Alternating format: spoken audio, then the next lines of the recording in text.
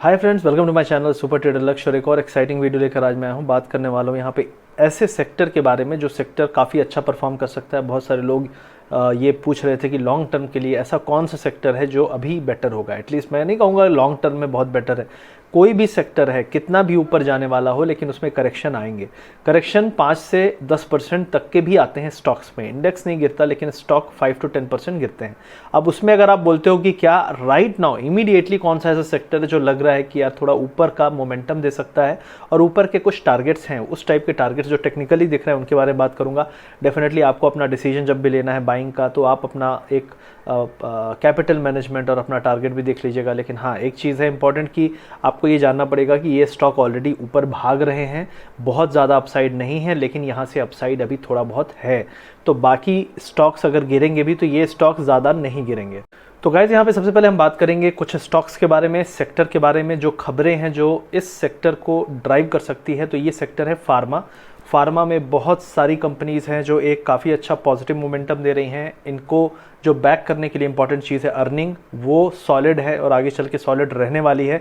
जबकि बहुत सारे ऐसे सेक्टर हैं जिनकी अर्निंग बहुत अच्छी नहीं रहने वाली है।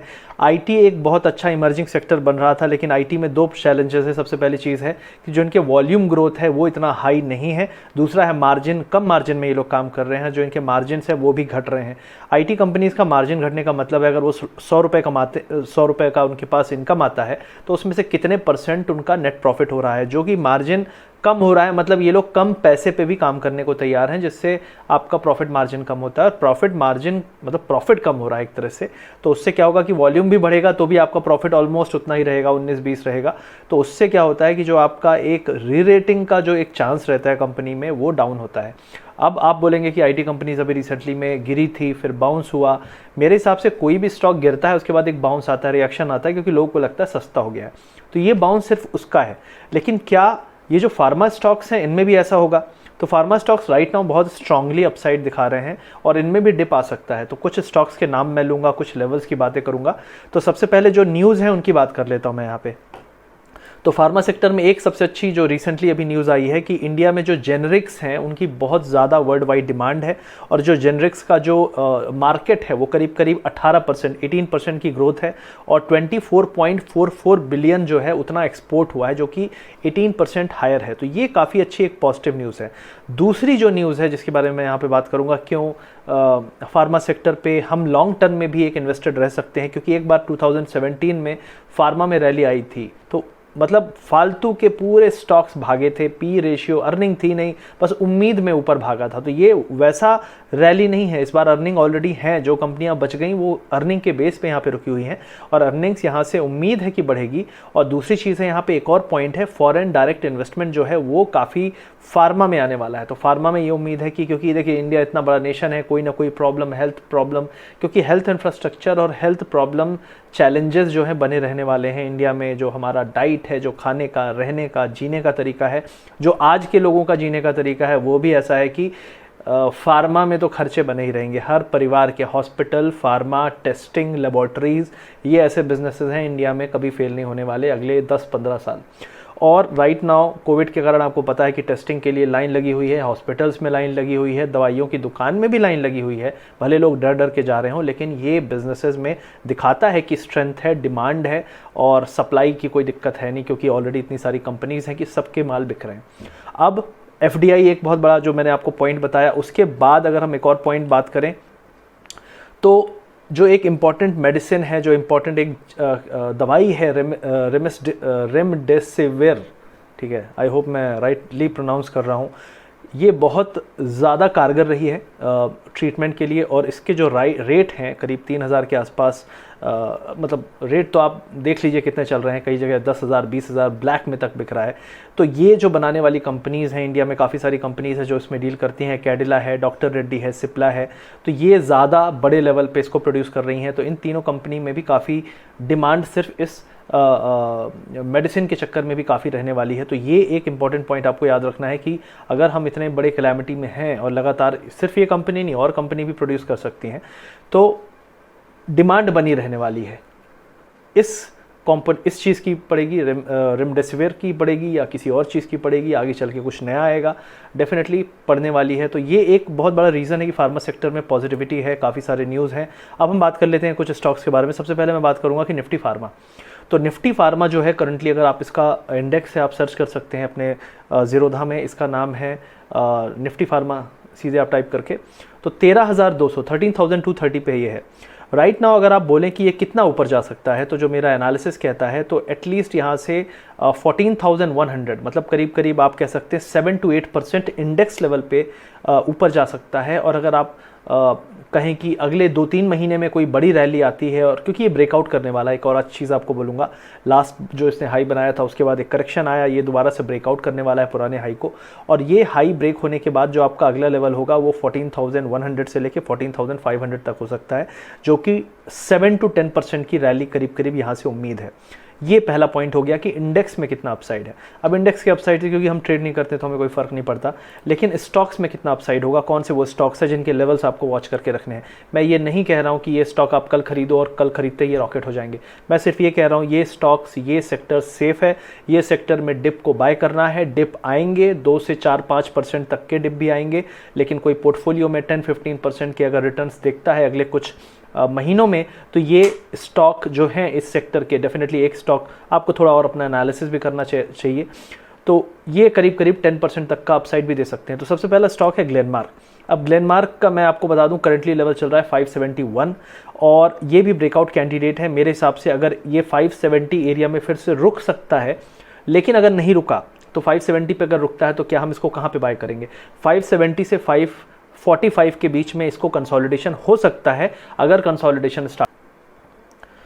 अगर इसने ब्रेकआउट स्टार्ट किया तो ये कितना ऊपर जा सकता है? पहला टारगेट जो आपका होगा करीब करीब 700 के आसपास होगा। ये मैं एक महीने में नहीं, कम से कम 2 से 3 महीने भी लगेंगे, लेकिन अगर 575 का एक इंपॉर्टेंट रेजिस्टेंस है ये टूटा, तो जो अगला टारगेट होगा वो आपका होगा 700 के आसपास, 700-710, और उसके बाद आपका जो अगला टारगेट होगा वो 950 का टारगेट होगा।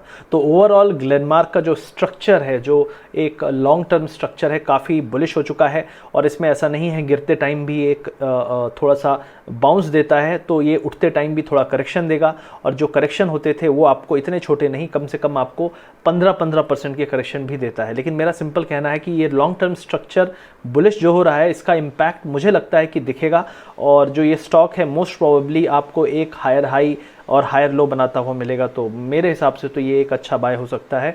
तो डेफिनेटली ये लेवल्स जो मैंने आपको बताया, इस पे आप थोड़ा सा एनालिसिस करके अपना एक्शन ले सकते हैं, लेकिन राइट नाउ रेजिस्टेंस पे है, अगर इसी एरिया को ब्रेक करे तो काफ़ी ऊपर जा सकता है। जो अगला स्टॉक होगा वो होगा आपको ऑरो फार्मा। तो ऑरो फार्मा जो स्टॉक है उसका जो लेवल है, जो इंपॉर्टेंट लेवल है वो 970 है। अगर 970 इस बार ब्रेक होता है तो ये 1050 और 1100 की तरफ बहुत तेज़ी से जाएगा 1 से 2 महीने में। ओवरऑल मोमेंटम पॉजिटिव है, सेक्टर में आपका सेंटिमेंट पॉजिटिव है, तो सब कुछ अच्छा लग रहा है इसमें। और ये स्टॉक एक है जो आपको करेक्शन अगर देता है तो आपको 920-930 तक के करेक्शन भी दे सकता है, डिप भी दे सकता है, और अपसाइड में इसका एक टारगेट मुझे दिखता है 1080 से लेके 1120 की तरफ ये जा सकता है महीने 2 महीने में। अब उसके बाद जो अगला स्टॉक है वो है आपका सिप्ला। अब सिप्ला में आप देखेंगे ऑलरेडी काफ़ी बड़ी रैली आ चुकी है, लेकिन फिर भी इसमें अभी रैली थोड़ी बहुत बाकी है। मेरे हिसाब से ये 1000 के लेवल की तरफ जा सकता है। अभी करंटली 938 पे है, यहाँ से कोई भी डिप मिलता है तो 890, यहाँ से 40-50 पॉइंट्स का डिप आ सकता है, कंसोलिडेशन हो सकता है, वहाँ पे मिले तो बहुत अच्छी बात है। लेकिन ओवरऑल इसका जो एक अपसाइड टारगेट है वो 980 से लेके 1000 की तरफ मिल सकता है। तो बहुत ज़्यादा यहाँ पे टारगेट नहीं है, लेकिन ये भी बहुत स्ट्रांगली बुलिश है, और ब्रेकआउट ऑलरेडी इसका हो चुका है। जो ब्रेकआउट मैं बाकी स्टॉक में उम्मीद कर रहा हूँ, आप अपने चार्ट्स खोल के थोड़ा सा देखेंगे तो आपको आइडिया लग जाएगा। अब उसके अलावा जो एक अगला स्टॉक है वो है डॉक्टर रेड्डी। अब डॉक्टर रेड्डी का जो स्टॉक है ओवरऑल, इसने भी रिसेंटली में स्पुटनिक को लेकर काफ़ी सडनली बाउंस दिया था, क्योंकि वहाँ कोलैबोरेशन में काम चल रहा है। तो इसका जो सपोर्ट है वो है करीब करीब आपका 4800 के आसपास, 4840, 4820 के आसपास। ये गया था सडनली 5100 के पास, फिर से इसमें सेलिंग आई है। लेकिन मेरे को ऐसा लगता है कि जब तक ये 4800 के ऊपर रहेगा, ये थोड़ा बहुत कंसोलिडेशन यहीं पे करेगा, और इसमें अपसाइड काफ़ी है, करीब 5500 तक के अपसाइड है। अगर ये 4800 को होल्ड करेगा। तो 4800 या 4780 का एक स्टॉप लॉस ज़रूर रखना है, क्योंकि इसमें जो अपसाइड है, क्योंकि लास्ट टाइम इसने थोड़ा ब्लफ किया था, तो मेरे हिसाब से सेफ्टी के लिए आप इसको स्टॉप लॉस लगा के ऊपर की तरफ उम्मीद कर सकते हैं इस स्टॉक में। तो ये एक अगला स्टॉक है जिसके बारे में मैंने आपको बताया। तो ये भी काफ़ी बुलिश है, इसका भी स्ट्रक्चर काफ़ी बुलिश है। अब जो अगला स्टॉक है उसकी बात मैं करूँगा वो है सन फार्मा। अब सन फार्मा में आप बोलेंगे कि यार रैली तो काफ़ी आ रही है लेकिन बहुत दिन से रुला रहा है, सबको पता है। 646 आ गया है। ये एक टाइम पे जब 500 था तब भी हम इसमें बुलिश थे, हमने 480 में एक्यूमुलेट किया है खुद भी, और हमने इसको छोड़ दिया है, सिंपली बताऊं छोड़ दिया है 480 490 के आसपास लेकर। और हमारा जो इसमें एक व्यू है वो ये है कि लीडिंग कंपनी है, सबसे बड़ी कंपनी है, फार्मा पूरे सेक्टर में एक अपसाइड है। और लास्ट टाइम जब ये कंपनी ब्रेकआउट करने पे आई थी, मैं बताता हूँ आपको किस एरिया की बात कर रहा हूँ मैं, 2014 में, तो ये गई थी 670 से लेके आपको 1200 की तरफ गई थी, करीब करीब 8 to 9 मंथ्स में, मतलब 1 ईयर में इसने दिया था करीब करीब 100%। तो ये तब दिया था जब ओवरऑल मार्केट का सिनेरियो बहुत अच्छा नहीं था। तो मेरा ये कहना है कि यहाँ पे आपको सेम काइंड ऑफ मूव दिख सकता है। एक बार हम 670 के लेवल को तोड़ेंगे, और 670 को तोड़ने के बाद मुझे ऐसा लगता है कि वही चीज़ जो 2014 में हुई थी उसी टाइप का मूवमेंट हम देख सकते हैं। ओवरऑल मोमेंटम अच्छा है, स्ट्रक्चर अच्छा है, लीडिंग कंपनी है। तो ये कुछ स्टॉक्स थे, ये सेक्टर के बारे में मैंने आपको बताया। आई होप ये वीडियो आपको अच्छा लगा होगा। लाइक शेयर सब्सक्राइब ज़रूर करिएगा। इसी तरीके से सेक्टर स्पेसिफिक और stock specific long term investment से रिलेटेड वीडियोज़ मैं लाता रहूँगा। इसको ज़्यादा से ज़्यादा लोगों तक शेयर करिए जो लोग इन्वेस्टमेंट में भी हैं और ट्रेडिंग में भी हैं, क्योंकि ट्रेडिंग का सबसे बड़ा पर्पस है इन्वेस्ट करना। ट्रेडिंग सिर्फ ट्रेडिंग के लिए नहीं करते। जो आपको अभी भी ट्रेडिंग करके ट्रेडिंग में कैपिटल बढ़ा बढ़ा के दिखाते हुए समझ में आते हैं, तो आप समझ लो कि वो पर्पस उनको नहीं पता है।